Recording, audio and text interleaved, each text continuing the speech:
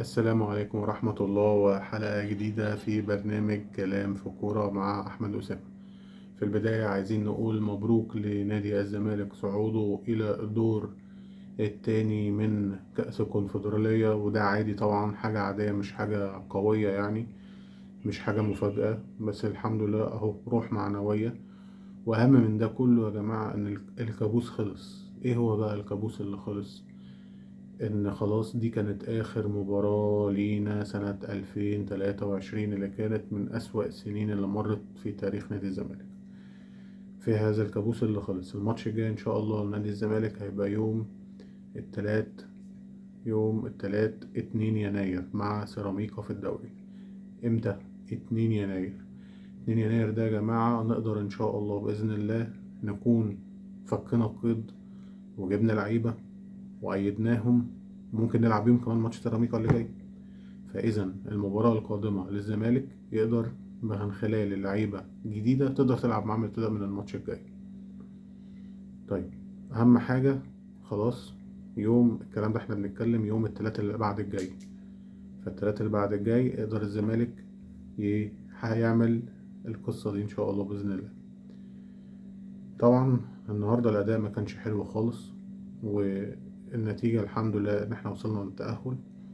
طبعا الماتشات اللي جايه بس هنحدد اول او تاني، بس طبعا ان شاء الله لازم نبقى اول عشان في دور الثمانية العودة تبقى على ارضنا ايا كان مين هو المنافس. وطبعا الفرق الكبيرة برضو زي عندك اتحاد العاصمة برضو 10 نقط، اتعادل مع فيوتشر برضو النهاردة، وعندك نهضة بركان اتعادل برضو بره مع استاد مالي. فأصبح كده أو دياب النوار تعادل برضو، فأصبح النتيجة كل واحد عنده 10 نقط. فكده لغاية دلوقتي أقوى 3 فرق في بطولة الكونفدرالية دي هي الزمالك 10 نقط، اتحاد العاصمة حامل اللقب 10 نقط، نادي نهضة بركان 10 نقط. طبعا في الأفريقي لكنه خسر للأسف مباراة. يعني دول دايما اللي أنا بقول عليهم الأربعة بتوع المربع الذهبي المرشحين يعني، أو العشرة أو الأربعة المبشرين بالبطولة يعني. فانتهت للتو هذه المباريات. نخش بقى على الناحية التانية على اعتذار النادي الأهلي عن كأس الرابطة. هو من حق الأهلي إن هو يعتذر عن كأس الرابطة وكل حاجة، لكن هي مش فارقة مع الأهلي. إيه هي العقوبات؟ يعني 1,000,000 جنيه. يعني أنت متخيل 1,000,000 جنيه ده بالنسبة للأهلي رقم مثلا مبلغ يعني؟ إن الأهلي راجع ب2 مليون دولار من كأس العالم للأندية، يعني أنت بتتكلم في 100 مليون جنيه. إيه يعني 1,000,000 جنيه؟ يعني حاجة مش منطقية. وإيه هي العقوبة؟ هتتحرم من البطولة يعني؟ مش أصلا الأهلي مش عايز يخشها، ده هيقولك نشكركم على حسن تعاونكم معنا إن أنت حرمتنا من البطولة. أنا أصلا مش عايز أخشها. حتى الزمالك هيلعب في البطولة دي، هيلعب بالفريق الشباب اللي هيقوده أحمد مجدي، والزمالك هيروح دبي يلم فلوس كذا بطولة ودية تتلعب في يناير، لأن أول ماتش هيبقى بعد التوقف، هيبقى الزمالك هيلعب مع أبو سليم، هيبقى آخر شهر فبراير. لسه ما تحددلوش لجنة المسابقات هيعمل ايه. كان المفروض يلعب مع الأهلي، لكن الأهلي هيلعب شباب بلوزداد يوم 15 فبراير. لأن زي ما انتوا عارفين إن البطولة كأس أفريقيا هتبقى في يناير وتخلص في يوم 10 فبراير. خلاص يعني. فهي دي القصة اللي احنا عايزين نتكلم فيها. حاجة تانية بقى برضه، آه، شايفين إن خلاص ماتش يوم الجمعة بتاع الأهلي في كأس العالم للأندية المركز التالت والرابع، ودي هتبقى آخر فرصة للأهلي إن هو ياخد مركز تالت، لأن خلاص مش هيبقى في مركز تالت تاني عشان نظام البطولة الجديد. ايه نظام البطولة الجديد؟ اللي كذا حد يقول لي ايه نظام البطولة الجديد. نظام البطولة الجديد هيبقى من السنة الجاية، هيبقى ماشي كالآتي. النادي الأهلي أو بطل أفريقيا اللي هيكسب البطولة دي هيلعب مع اللي فايز مثلا من بطل آسيا وأوكلاند، هيتعمل ما بينهم قرعة.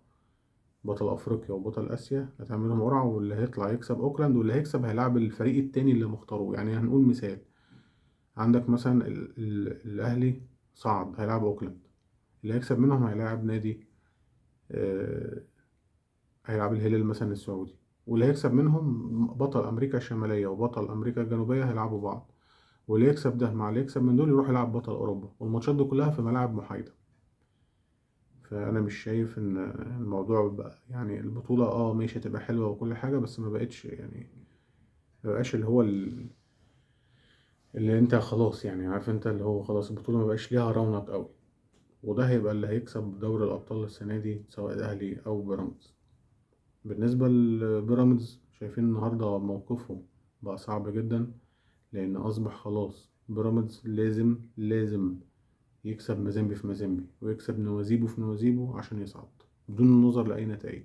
طب لو خسر رسميا بره، لو تعادل فرصته مش في إيده، فرصته إن سان داونز لازم يكسب مازيمبي وهو يكسب نوازيبو. فخسارة بيراميدز امبارح، وأنا شايف أصلا خسارته من نوازيبو هي دي اللي ضيعت الدنيا عنده. فدي موقف الفرقة المصرية كلها في البطولات الأفريقية. فلسه طبعا، والنهاردة طبعا يانج أفريكانز كمان كسب ميدياما 3-0، وأصبح عنده 5 نقط متساوي مع الأهلي في كأس أفريقيا. بقى كل واحد منهم عنده 5 نقط. فأصبح خلاص كده الأهلي برضو لازم يكسب وعنده ماتش صعب جدا، ويبقى راجع بقى من فترة راحة طويلة، لأن الأهلي خلاص بعد ماتش فاركو اللي هيلعبه. طبعا الأهلي عنده كأس الأبطال، هيلعب سيراميكا، وبعد سيراميكا هيوصل مثلا النهائي يلعب مثلا بيراميدز، بعدها يلعب فاركو، وبعد كده بقى يخش في بياتشيتو. فهنشوف بقى ايه اللي هيحصل في البطولات اللي جاية، وكل التوفيق لكل الفرق المصرية في البطولات الأفريقية.